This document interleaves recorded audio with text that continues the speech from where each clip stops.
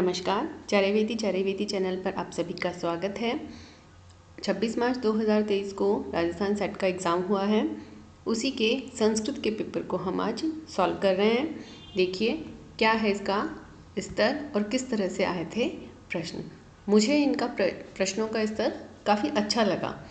तो आप देखिए कि आपके कितने सही होते हैं। कॉपी पेन लेके आप भी बैठ जाइए कि आपके कौन कौन से सही हुए हैं। जिन्होंने एग्ज़ाम दिया है वो अपनी आंसर की से मिला ही लेंगे, और जिन्होंने एग्ज़ाम नहीं दिया है लेकिन वो नेट की या आरपीएससी असिस्टेंट प्रोफेसर की तैयारी कर रहे हैं, तो वो लोग इस के क्वेश्चंस के आंसर पहले खुद से करने की कोशिश करें।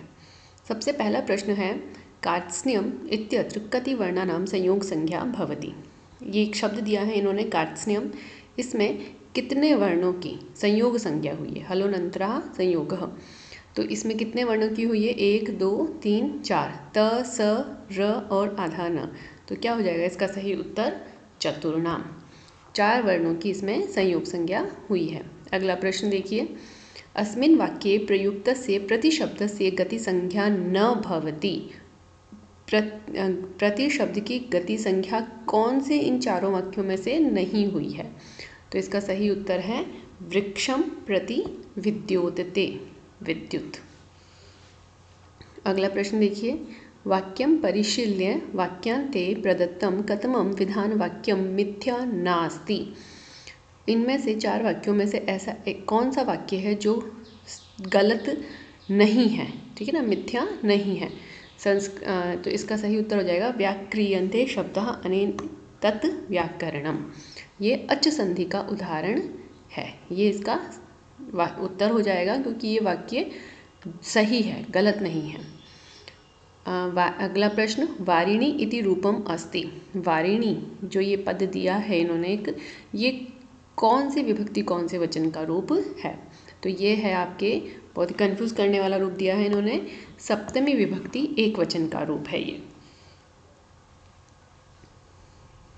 अगला देखिए, विद्वस् शब्दस्य द्वितीया बहुवचनस्य रूपम किम। विद्वस् शब्द का द्वितीय बहुवचन में क्या रूप बनेगा। तो विदुषः, श मूर्धन्य आएगा इसमें, विदुषः। अगला है, भूतपूर्वः इत्यत्र लघु कौमुदीकार मतेन कः समासः। भूतपूर्व शब्द में कौन सा समास हुआ है। तो इसका उदाहरण है केवल समास हुआ है इसमें। केवल समास के हमने लघु कौमुदी में 2 ही उदाहरण देखे थे, एक तो वागर्धाविव और एक भूतपूर्वः। अगला है, चटकस्य चटकायाः वा अपत्यार्थे किम पदम भवति। चटक अथवा चटका के अपत्य अर्थ में क्या रूप बनेगा, क्या पद बनेगा। तो चाट कैरः, चाट कैरः इसका रूप बनेगा। अगला प्रश्न देखिए, वाच शब्दात् कुत्सितं बहुभाषते इत्यस्मिन् मत्वर्थे कः प्रत्ययो भवति। वाच शब्द से कुत्सितं बहुभाषते, इस मत्वर्थ में कौन सा प्रत्यय होगा। तो वाचालः शब्द बनता है तो आलस प्रत्यय होता है। बहुत बोलता है अनर्थक, उसको वाचाल कहते हैं, तो उस अर्थ में आलस प्रत्यय होता है। अगला है, इति इत्यस्य रूपस्य परिचयः वर्तते। बो भवीति, ये कौन सी धातु, कौन से लकार और कौन से वचन का रूप है, ये हमें बताना है। तो ये है आपके भू धातु का यंग लुंग प्रकरण में लट लकार का प्रथम पुरुष एक वचन है। अगला देखिए, दानियो विप्रः इत्यस्य विभक्ति व्यवस्था कीदृशी भवति। यहाँ पे जो विभक्ति व्यवस्था की गई है वो किस अवस्था में की गई है। तो इसका सही उत्तर हो जाएगा कृता संप्रदानस्य उक्तत्वात् प्रथमा। ये इसका सही उत्तर हो जाएगा। अगला देखिए, लोपागम वर्ण विकारज्ञो ही सम्यक परिपालयिष्यति इति विधानम न पोषयति अयम वाक्यः। ऐसा इन चारों में से कौन सा वाक्य है जिसमें लोप आगम वर्ण विकार इत्यादि का सम्यक रूप से परिशीलन नहीं किया गया है, पालन नहीं किया गया है। तो ये शब्द हो जाएगा अग्नि मीडे। अगला देखिए, वैयाकरण सिद्धांत कौमुदी अनुसारम अरण्यतिलकः इति सामासिकं पदं कस्य सूत्रस्य उदाहरणं वर्तते। तो ये जो अरण्यतिलका है ये सामासिक पद है और ये किस सूत्र का उदाहरण है? तो ये है आपके संज्ञायाम सूत्रस्य। अगला देखिए प्रश्न, वैयाकरणः नित्यत्वेन मनुते। वैयाकरण है वो नित्यता किस में मानते हैं? शब्द में या अर्थ में या शब्द अर्थ के संबंध में या शब्द और संबंध में? तो इसका सही उत्तर आपका हो जाएगा शब्द में भी मानते हैं, अर्थ में भी मानते हैं और इन दोनों के संबंध, मतलब तीनों में ही ये नित्यत्व मानते हैं। अगला देखिए, कर्तरी कर्मभिव्याहारे इत्यस्मिन् सूत्रे कर्म व्यतिहार पदस्य कः अर्थः? कर्म व्यतिहार पद का क्या अर्थ है? क्रिया विनिमयः, ये इसका अर्थ है। अगला प्रश्न, अपवर्गे तृतीया विभक्ति प्रयोगस्य इदम् उदाहरणम्। अपवर्गे तृतीया, जहाँ पे आपको फल की प्राप्ति हो जाती है वहाँ पे तृतीया विभक्ति हुई है, तो कौन सा है? क्रोशेन अनुवाको अधीतः, ये इसका सही उत्तर है। अगला देखिए, एक सूक्ति वचन, एक लाइन पंक्ति दी है और पूछा है ये किस ग्रंथ से है? अपेयेषु तडागेषु बहुतरम उदकम भवति, इयम उक्तिः कुत्र दृश्यते? तो इसका सही उत्तर हो जाएगा मृच्छकटिके। मृच्छकटिक में ये उक्ति दिखाई देती है। ये प्रकरण ग्रंथ है शूद्रक का। अगला देखिए, मुद्रा राक्षस नाटके अस्य अभावः दृश्यते। ये बहुत सरल प्रश्न है था। श्रृंगार रस से, क्योंकि आप और सब जानते हैं कि उसमें स्त्री पात्रों का अभाव था, तो श्रृंगार रस के लिए स्त्री पात्र का होना आवश्यक है। अगला देखिए, महाकवीनां वाणीषु किम वस्तु विभाति आनंदवर्धनाचार्यस्य मतेन। आनंदवर्धन आचार्य के मत में महाकवियों की वाणी में कौन सी वस्तु सुशोभित होती है, विभाती है? प्रतीयमान वस्तु। ठीक है, ये इसका उत्तर हो जाएगा। अगला देखिए, आचार्य भरतः कस्य संप्रदायस्य आचार्यः अस्ति? तो इसका सही उत्तर हो जाएगा रस संप्रदाय से। इसका कई लोग नाट्य शास्त्र के कर्ता भरत होने के कारण नाट्य संप्रदाय कहते हैं। नाट्य संप्रदाय तो कोई था ही नहीं, और कई इनको अलंकार संप्रदाय को सबसे प्राचीन मानते हुए उनको अलंकार संप्रदाय का मानने लगते हैं, लेकिन वो भी नहीं है। इन्होंने रस सूत्र दिया है, तो ये रस संप्रदाय के ही प्रवर्तक हैं। अगला देखिए, अगला प्रश्न है, भास रचितानि एकांकी रूपकानि कति सन्ति? भास द्वारा रचित जितने भी रूपक हैं कितने हैं? त्रयोदश। तो उनमें से एकांकी कितनी हैं? तो एकांकी हैं उनमें से 5, मतलब जिनमें एक ही अंक है, ऐसे रूपक। अगला देखिए, इसका उत्तर हो जाएगा 5। अगला देखिए, लोचनकारः कः? लोचनकार कौन है? अभिनव गुप्ताचार्य लोचनकार हैं, इन्होंने ही लोचन टीका लिखी है। अगला देखिए, आनंदवर्धनाचार्यात् प्राक् ध्वनिम् आश्रित्य अस्य वादस्य प्रवर्तनम नासीत्। आनंदवर्धन आचार्य ने 3 तरह के वादों का उसमें अपने उल्लेख किया है ध्वन्यालोक में।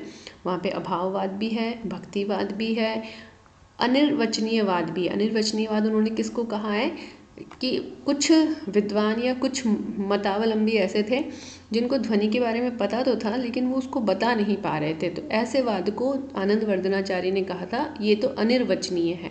उनको उसका नामकरण नहीं किया गया कि ये क्या है, लेकिन वो कुछ मानते तो थे कि व्यंजना कुछ होती है, ध्वनि कुछ होती है, लेकिन ये विभक्तवादस्य कोई वाद नहीं था। तो इसका सही उत्तर क्या हो जाएगा?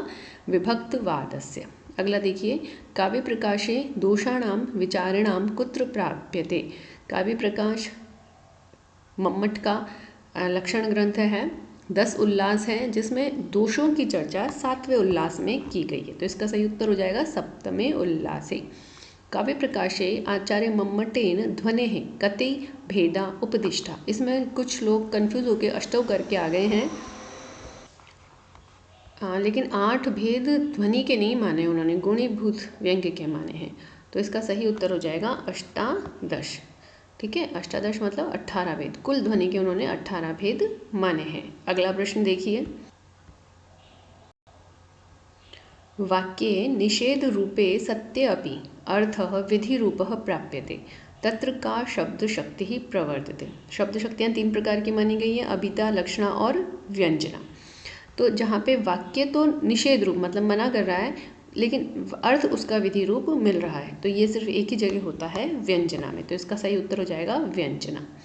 अगला देखिए, गुणान आश्रित्य यत् रसान अभिव्यक्तान करोति तत् तत्वम अस्ति। गुणों को आश्रित करके जब रसों की अभिव्यक्ति की जाती है तो वो तत्व कौन सा है? तो इसका नाम है संघटना, इसका सही उत्तर हो जाएगा। अगला देखिए, यत्र रूप के लौकिकम कविकल्पितम वृत्तम भवति तत्, वो कौन सा है, रूपक का कौन सा भेद है? तो वो है प्रकरणम, जिसमें लौकिक और कवि कल्पित वृत्त होता है। मृच्छकटिकम हमारा प्रकरण ग्रंथ ही है। पताका प्रकृति चेति द्वौ भेदौ कस्य स्तः, ये किसके दो भेद हैं?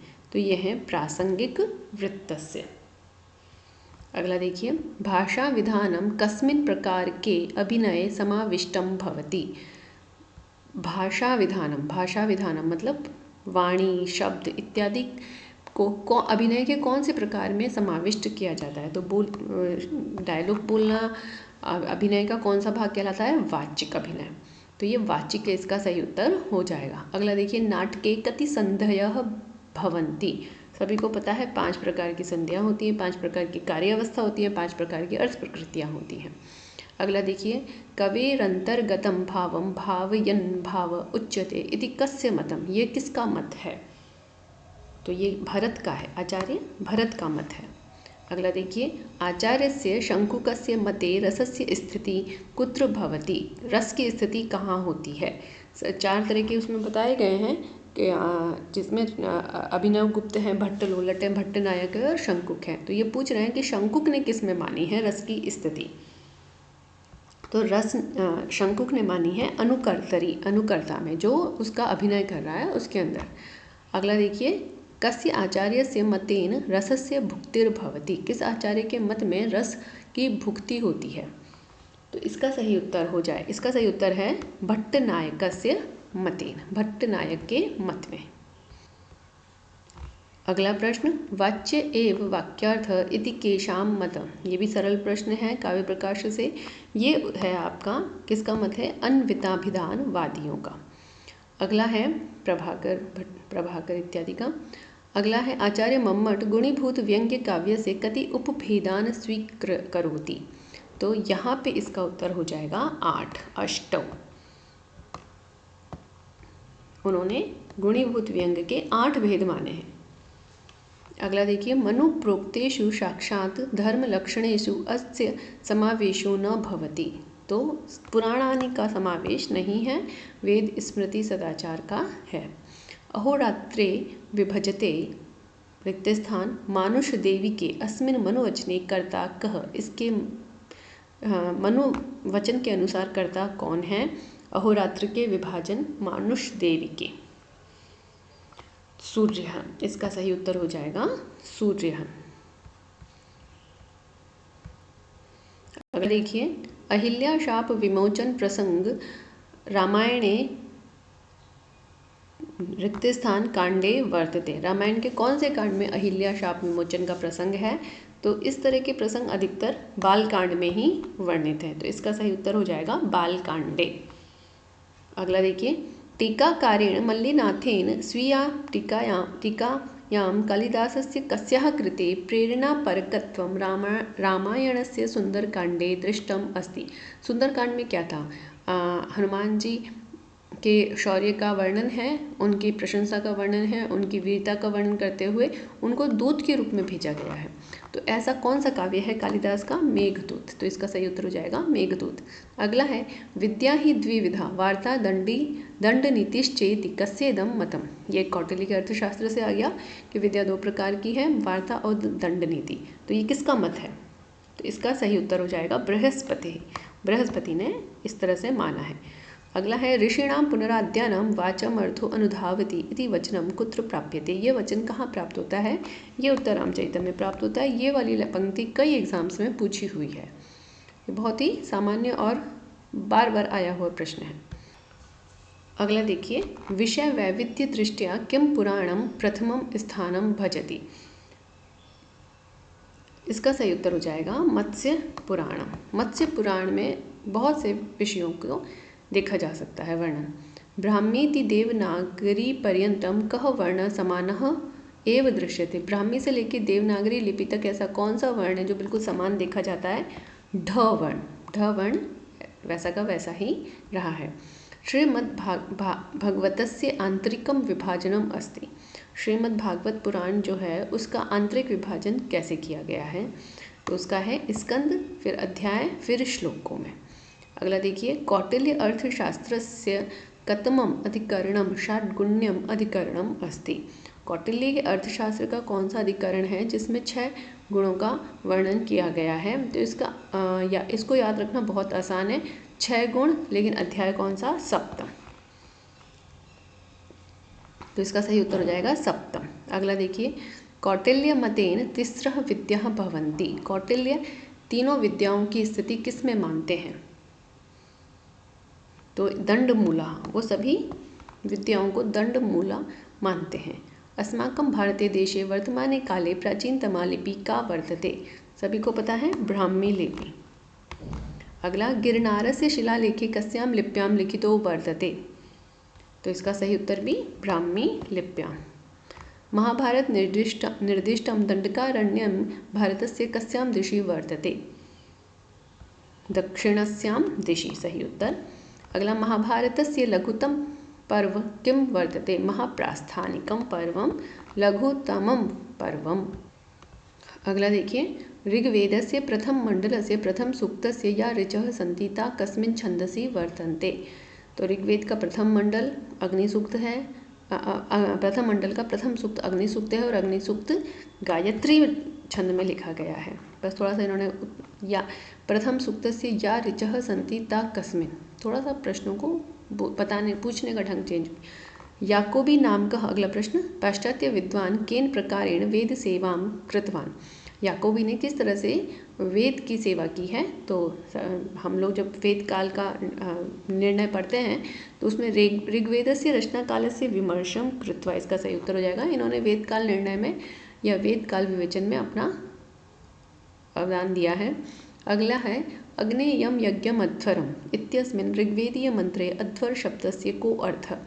तो अध्वर शब्द का अर्थ है हिंसा रहितम। ध्वर का मतलब होता है हिंसा, और जहाँ हिंसा का निषेध है वो अध्वर, हिंसा रहित। अगला देखिए, इह चेद वेदिधत सत्यम अस्ति न चेदि हा वेदिन महति निनष्टिः एतत् वचनस्य कस्याः उपनिषदः वर्तते। तो ये वाक्य है आपके केनोपनिषद का है। ये भी अच्छा प्रश्न था, बहुत अंदर से था। अगला देखिए, शिक्षा शास्त्रानुसारम संध्यक्षराणाम कदाचित अपि एषा स्थिति न दृश्यते। तो संध्यक्षर जो हैं उनकी ह्रस्व स्थिति कभी भी नहीं देखी जाती है। तो इसका सही उत्तर हो जाएगा ह्रस्वत्व स्थिति। उत्तरोत्तर वर्धमानाक्षराणाम संख्यानुसारम छंदसाम अयम क्रमः वर्तते। तो सबसे पहले गायत्री आता है। इन्होंने इसके ऑप्शंस इतने सरल बना दिए हैं कि बहुत आराम से किए जा सकते हैं। गायत्री 24 वर्णों का होता है, तो यही क्रम रहेगा। गायत्री, फिर बीच के छंद के नाम छोड़ दिए हैं, बृहति, त्रिष्टुप और जगति। पुरुरवसः उर्वश्यः च संवादात्मके सूक्ते समागतस्य विद्युर्या पतन्ति इत्यस्य मंत्रांशस्य कः अर्थ। इस मंत्रांश का क्या अर्थ है? तो इसका सही अर्थ हो जाएगा या उर्वशी विद्युत एव पतन्ति, वह उर्वशी विद्युत के समान पतन्ति। अगला प्रश्न, पदानि चत्वारि सन्ति इति कस्य मतम। बहुत सरल प्रश्न था, आचार्य यास्कस्य निरुक्त से आया है। आकारस्य उच्चारण स्थानम अस्ति। प्रश्न बहुत सरल है, अगर थोड़ा समझ के करें तो। अकुह विसर्जनीयानाम कंठ, तो अ से वहाँ पे सभी प्रकार के आकार का ग्रहण हो जाता है, तो कंठ हो जाएगा इसका उत्तर। पाणिनीय शिक्षानुसारम इदम अंगम वर्णानाम उच्चारण स्थानम नास्ति। पाणिनीय शिक्षा में उच्चारण स्थान के लिए एक श्लोक दिया हुआ है, वहाँ पे इन तीनों शब्दों का तो है उल्लेख, हृदय का नहीं है। तो इसका सही उत्तर हो जाएगा हृदय, मतलब हृदय को उच्चारण स्थान में वर्णित नहीं किया है। त्वामवस्युरा चक्रे इत्येतत् चरणम कस्य सूक्तस्य वर्तते। तो ये वरुण सूक्त का अंश है, वरुण सूक्त के एक मंत्र का अंश है। अगला देखिए, विश्वस्य प्रतीयमानत्वेन कह देवे प्रोच्यते ऋग्वेदीय सूक्ते। इसमें सबसे पहले सभी का ध्यान परमेष्ठी परमात्मा में जाता है, लेकिन नहीं, इसका उत्तर ये नहीं है। ये इंद्र सूक्त में एक मंत्र में ये शब्द ऐसा का ऐसा आया, विश्वस्य प्रतीयमानत्वेन, तो ये इंद्र के लिए है। अगला देखिए, चरैवेति चरैवेति, ये अपने चैनल का ही नाम है। देखिए ये भी प्रश्न में आ गया। ये हमेशा तो ये पूछा जाता है ये किस ब्राह्मण से है, तो ये तो आपको पता ही है, ऐत्रेय ब्राह्मण से। लेकिन यहाँ पे इस प्रश्न के लिए पूछा गया है इत्यत्र उपदेशात्मके वाक्ये उपमानम अस्ति, इसका उपमान के रूप में किसको दिया गया है, तो कौन चलता है हमेशा सतत रूप से, सूर्य। तो उसी तरह से अपना चैनल भी चलता रहता है। सूर्य, चरैवेति में उपमान रूप में क्या है, सूर्य।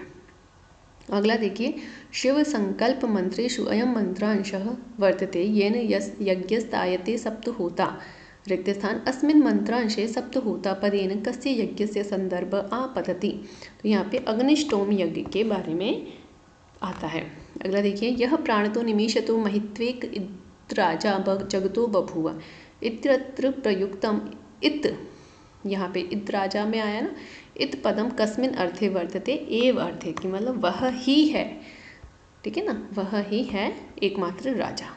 जब उसका सायण भाष्य देखते हैं तो वहाँ पे आता है एव अद्वितीयम, यह ही अद्वितीय राजा है। अगला देखिए, समुद्रवंती अस्मादावे तथा च समभिद्रवंती एनम आपः इत्यनयोः निर्वचन वाक्ययोः कस्य भेदः वर्तते।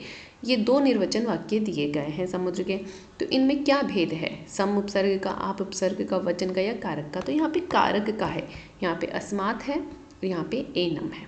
अगला देखिए, आचार्य यास्कानुसारम गोभी श्रेणीति मत्सम इत्यत्र गो शब्दस्य कस्मिन् अर्थे। तो सभी का इंद्रियार्थ और पृथ्वी पे अर्थ जाता है, लेकिन जब आप इसको निरुक्त में देखेंगे तो वहाँ पे दुग्धम इत्यस्य अर्थ यह आया है गो शब्द।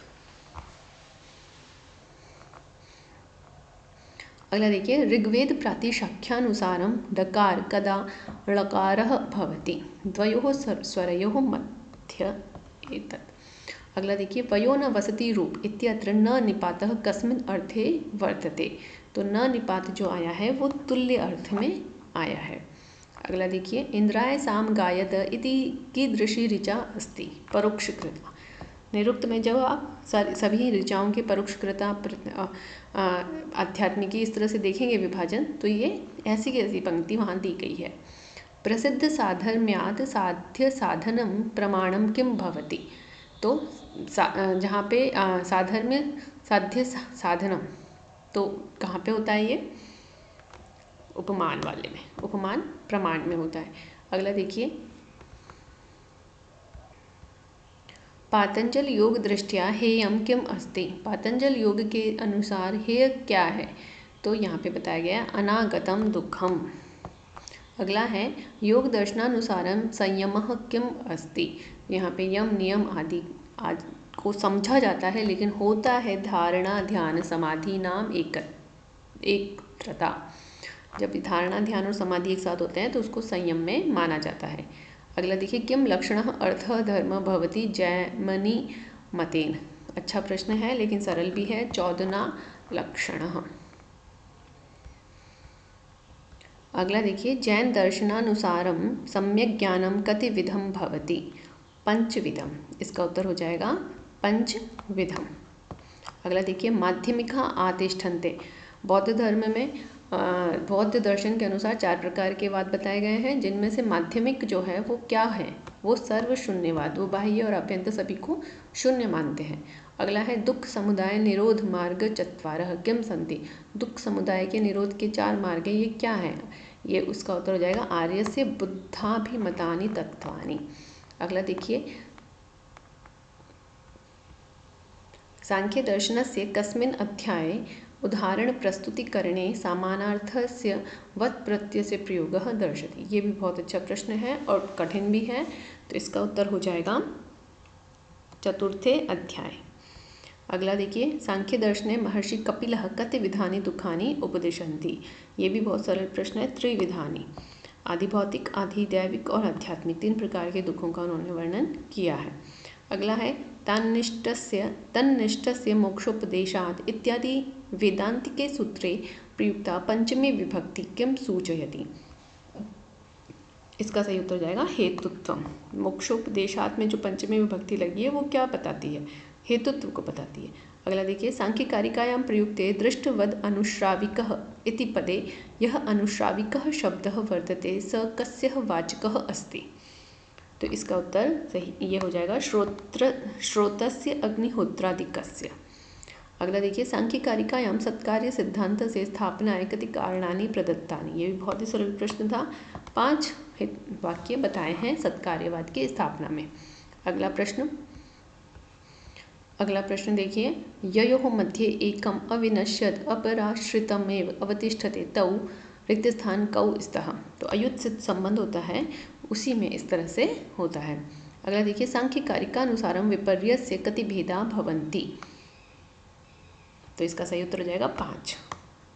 विपर्य, अशक्ति, तुष्टि, इन सब के बताए हैं वहाँ पे।